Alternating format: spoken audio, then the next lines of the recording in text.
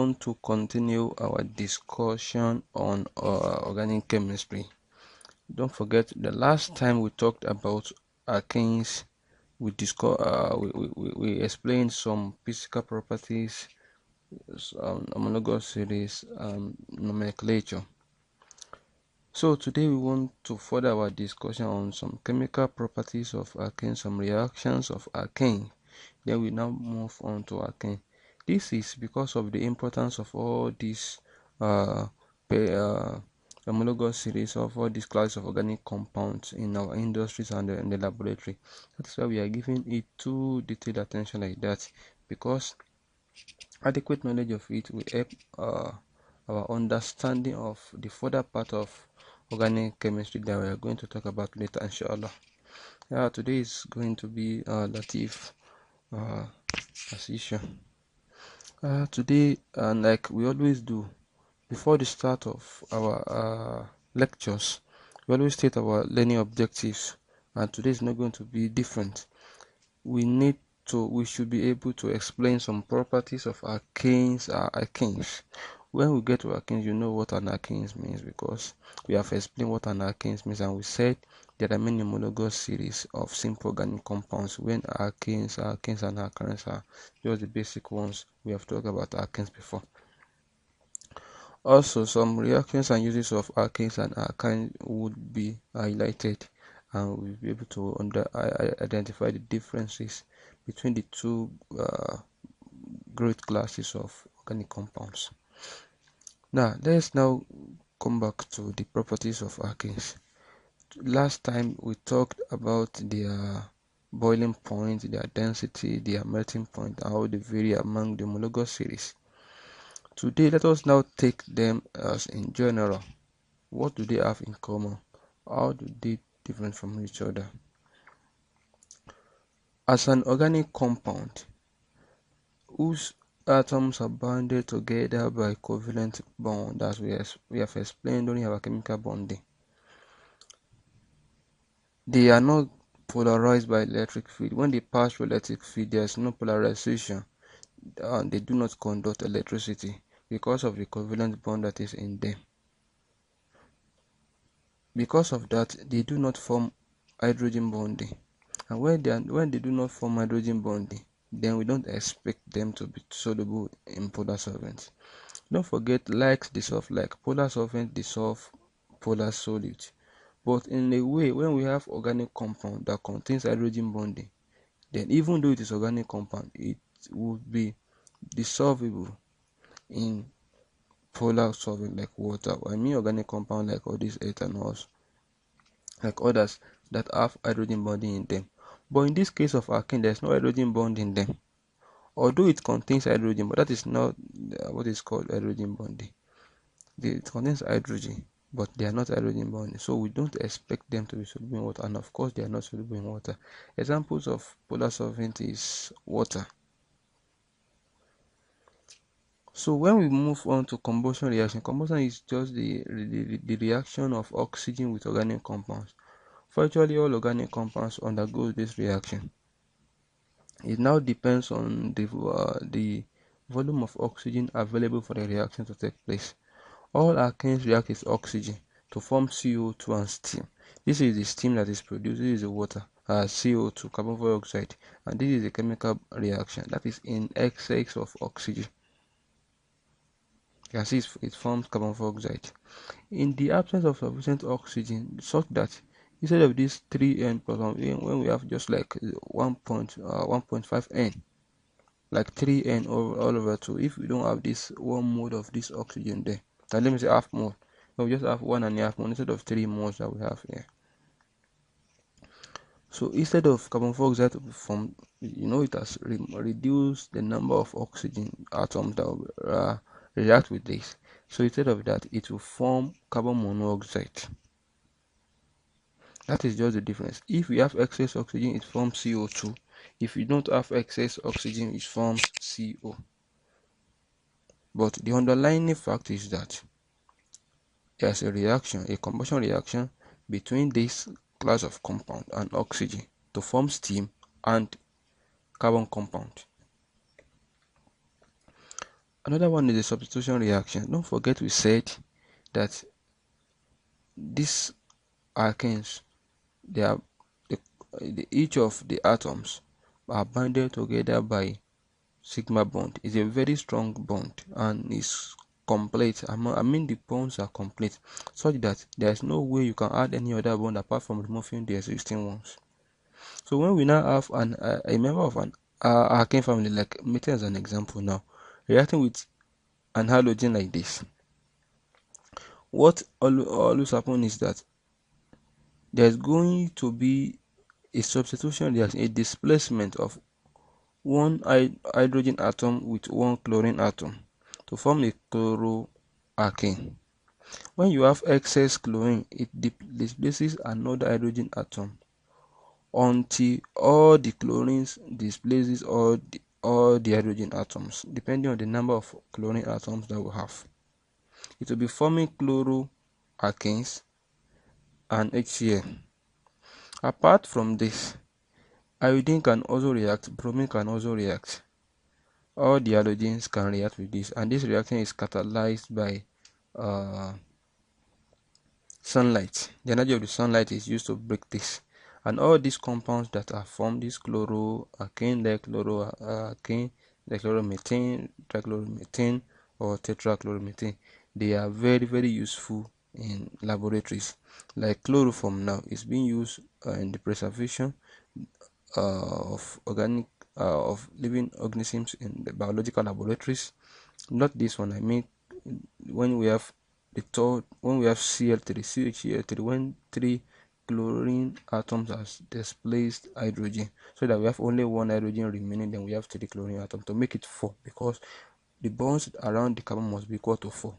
Here you have 3 hydrogen, here you have 1 chlorine. When you have 2 hydrogen, you have 2 chlorine. When you have 1 hydrogen, you have 3 chlorine. There's going to be a time when the whole hydrogen will be substituted by chlorine, then you have no hydrogen, then you have 4 chlorine atoms. That is tetrachloromethane, and that is a very useful solvent for organic compounds in the laboratory. Another reaction is the cracking. That is when you have a larger alkane molecules, if strong, a length one, it's a long length, like we have C13, C40, C15, C18, C20. You can actually break them down into smaller fractions in the presence of heat and or a catalyst. A catalyst can be of air together with heat. You can use only catalyst or you can use only heat. That reaction is called cracking reaction. Isomerization and reforming and other useful reactions of alkanes. Isomerization is just like when you have a rearrangement. A reforming is also a rearrangement of atoms in the organic compound. Like when we have a butane molecule, we can rearrange butane molecule to form isobutane. Isobutane is a very important compound in the industry. Reforming also forms isobutane. Reforming can form methane, which is used to produce methanol, and methanol can be used for many things in the laboratory. How do we prepare alkanes? The most common one is the preparation from soda lime. Soda lime, what is soda lime? Soda lime is just sodium hydroxide that is dissolved, that is mixed in calcium oxide. That calcium oxide is called a quick lime. When you have that, because sodium hydroxide is deliquescent, it means when you expose it to the atmosphere, it takes in water and dissolves in water. This will affect the chemical structure of this. As such, the reaction is going to be different than what we are expecting. So in order to forestall that, they mix it with CaO, calcium oxide, to make sure that it's not deliquescent again. So that is what is called soda lime. When this now is mixed with a sodium salt or a potassium salt or calcium salt of this ester, this is an ester, a carboxylic acid salt is an ester. So when we have this and we have application of it, then it's going to produce an alkane and sodium carbonate. So now in general, this is the general formula where R is an alkyl group Then sodium hydroxide can be KOH, can be CaOH, and we have this and this. This sodium carbonate is going to be the compound that is formed. So now, depending on what we use here, we now determine what we are going to get here in this case. Here now we are using sodium metanoate now, so we want to get methane. If we use sodium ethanoate, we are getting ethane. If we use sodium propanoate, we are getting propane. It's just a matter of changing what you have here, then you react them together and to form what you want to form. R can be an alkyl group or an aryl group. That's just depending on what you want to get. Now let's now go to alkanes. What are alkanes? Alkanes is another class of organic compound that has one or more double bonds in between carbon atoms, carbon and hydrogen atoms. The molecular formula is this CnH2n. Don't forget, in alkane it is CnH2n plus 1. So in this case, in the Cn. So when you have one carbon atom, when carbon atom is 2, hydrogen is 4. When carbon atom is 3, hydrogen is 6. So you have double of carbon atom in hydrogen atom. That is what we are trying to say. They are unsaturated because of the double bond that they possess. That double bond can break to accommodate for the addition of another atom. So this makes them unsaturated until when that double bond now breaks, until you have single bond. That is when it now becomes saturated. So the degree of saturation now is unsaturated. We don't need to classify it. Alkene is saturated because it cannot take any other additional atom apart from replacing the existing one. But this one, to some extent, can take in any other atom before replacement until when it becomes a single bonded compound. Carbon atom links with a double bond are actually bonded together by one bond, by one sigma and one pi. What we are trying to say is this: we said there's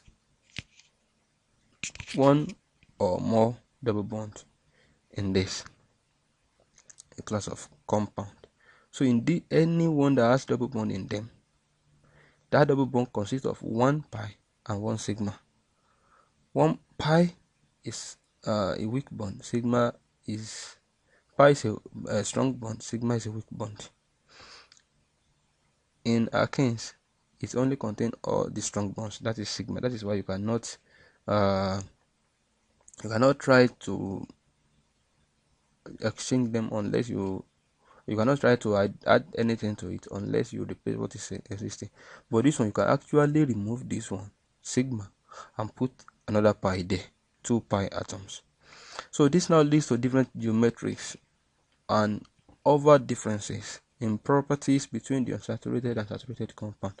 What we are trying to say is this: because of these two double bonds, as in double bonds that we have here, it makes the properties of alkanes and alkynes to be different because of the extra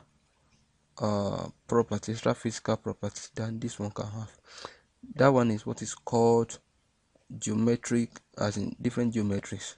That geometric now leads us to another concept of naming organic compound, because when you have the same compound with different geometries, we have another compound. Don't forget, we talk about that in alkanes also. The name of an alkyne derived from that name of an alkane with the same number of carbon atoms. What we are trying to say is this: alkanes and alkynes, alkanes and alkanes are not really different, except the A that is replaced with the E. So in that case, if you know the names of the corresponding alkane, let's say we have a 4 bonded alkane, a 4 carbon atom alkane is called butane. If you want to form a 4 you want to name a 4 carbon atom member of an alkane, it's going to be butene, not butane. So the location of the double bond is identified by naming the smaller of the numbers of the carbon atom participating in the double bond. What we are trying to say here is this: you have your length, the length of you have the the compounds, then the double bond is situated somewhere. The same way we used to count during alkane that time, you can count it again at both ends, the longest chain. Then you consider where you see the double bond. the lowest number of carbon atom now gives the supremacy. If you are counting from the left now and you count 2 carbon atoms before you make the double bond, then you are counting from the right, you cannot count like 5 carbon atoms from the right. That means you give preference to the left. That means that compound will now be 2 something or something to, like when we have a propane now, the carbon atom is situated on the double bond is situated on the second carbon atom. If you count it from the left, you can if the left is the lowest, that means you get pen2 or 2 pentane. That's what I'm trying to say. Like we have it here now. This is an 18 because 18 is an alkane member with 2 carbon atoms. So in this case, you now have 18. Propane is an alkane with 3 carbon atoms. In this case, you now have propane because of double bond. Butane is the carbon with 4. So you now have butane because of the double bond. Now, the counting now is this: you have double bond somewhere. You count it anywhere. If you count from the left, now you have 1. If you count from the right, you have 3. Don't forget you have to give it the lowest number of carbon, the lowest carbon number. So in this case, it's going to be 1 butane or normal butane. In this case, anywhere you count it, since it is symmetric, so you can have butane. Now, what is called an isomer? We have discussed what is called an isomer before. The arrangement of atoms in the butane above differ. In this case, the arrangement of atoms they are different. That is what is called an isomer. But apart from the constitutional isomers that we have in butane, so that the arrangement of atoms is just enough to differentiate between 2 classes of 2 compounds of the same basic as in parent structure. In this case, we have another one based on the different arrangement of maybe 1 or 2 of the substituents that is around the double bonds, because the double bond affords alkanes an opportunity to move around in opportunity that alkanes don't have. Now I now give also what is called geometric isomerism, and that double bond is what is what is causing it.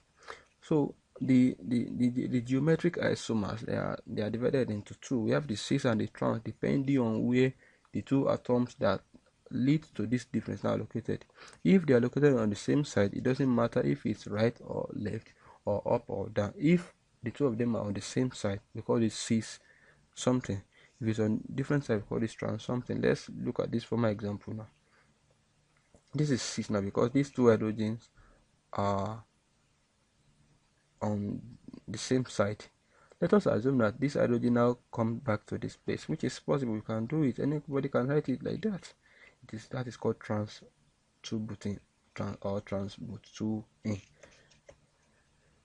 Cis and trans isomers have different physical properties, and this makes their separation possible. When you have in alkanes, in cracking reaction now, when you have a cracking of, let's say, pentene to lower fractions, you can have prop 1-ene or prop 2-ene in your product. But because of this change in our structural arrangement now, then their separation are possible. So you can identify them, which one is propane, which one is propane, and because of this double bond, the opportunity that we don't have in alkanes. Alkanes are much more reactive than alkanes because this double bond can be broken and 2 pi bonds are replaced, and sigma bonds are replaced by 2 sigma bonds. Don't forget I said this one is weak. You can easily knock them off and replace them by these sigma bonds. That is in an additional reaction. Instead of substituting it, you can now add it. It has an extra atoms. Like as an example now, if it were to be an alkane now, it's going to be C2H6. 6 hydrogens will be here. So when you now have this chlorine that is reacting with them, instead of adding to them, it's going to be replacing the existing hydrogens. But in this case now, because of this 1 pi 1 sigma, we can remove 1 sigma by 2 pi. So if we remove any one of them, we don't need to identify which one is sigma, which one is pi. But all we just know is that this double bond will become single bond, and single bond that is there is now sigma. So one that is removed will be replaced by two bonds. So one of them we attract to this, then this one and this bond will attract to any the second carbon atom. That's what we are trying to say. The one that is removed from here, let's assume it goes to this carbon atom, then this chlorine will go to this, then this chlorine and this bond, then we now attract we attracted to this. So you now have 1,2-dichloroethene. And in this case now, when we have these two chlorine in the same side of the chain, then we have 6,1,2-dichloroethene. If one of the chlorine just chose to be up here instead of and put this hydrogen down here, you have trans 1,2-dichloroethane. They are different compounds because of different in the geometries. Reactions of alkane, how do they react? Apart from the combustion reaction and other things, burning that they use to produce, they react to produce steam and CO2 and the flame and the other boiling point and melting point. We are not really interested in that for now. We are interested in the chemical reaction. How do they react with another chemical?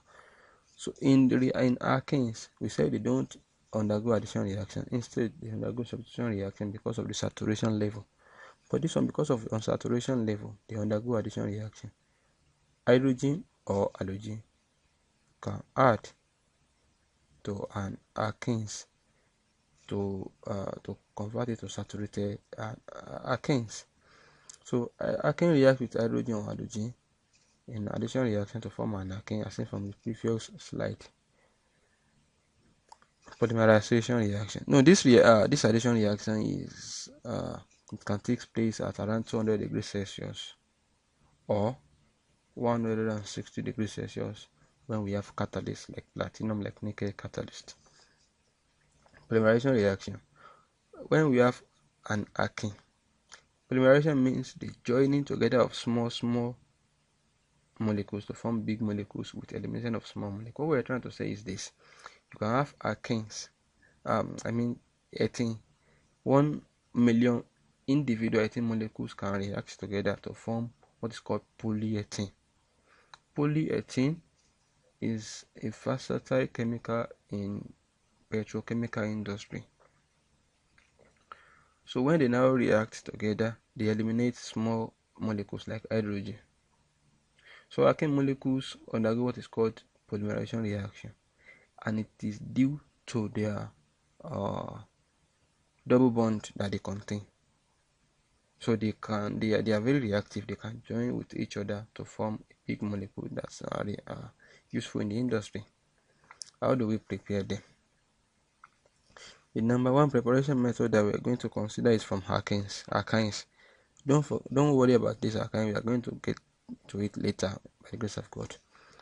Alkyne to alkane conversion is carried out by reduction of alkyne with hydrogen. When you have hydrogen, the presence of palladised charcoal. What is called palladised charcoal? This is charcoal that this is coal.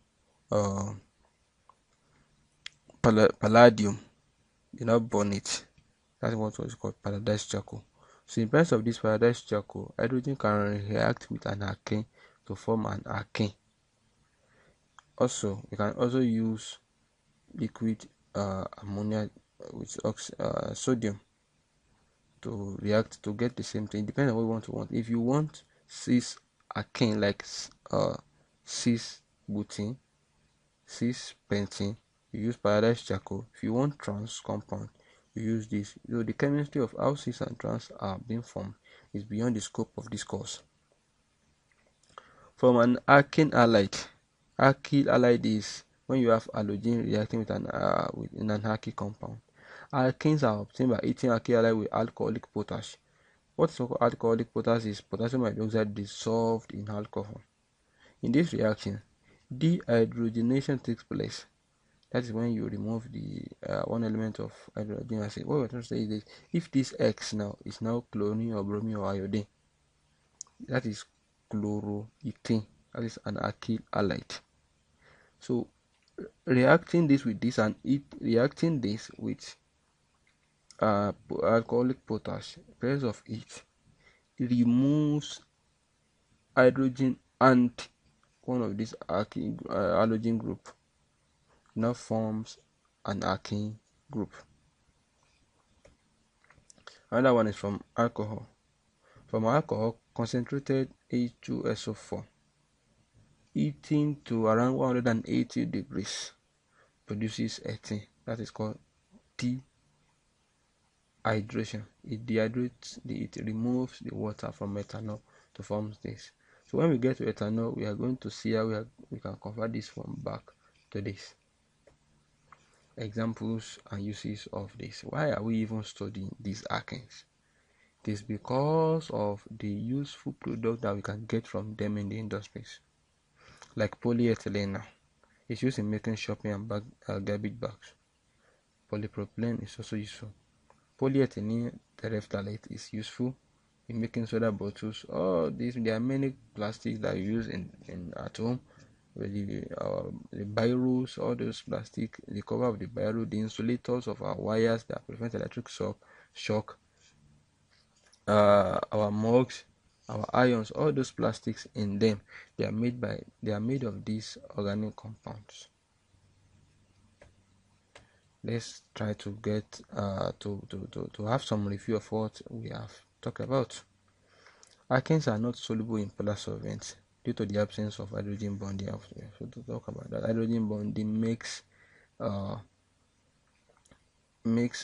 organic compounds to be soluble in water or not other polar solvent.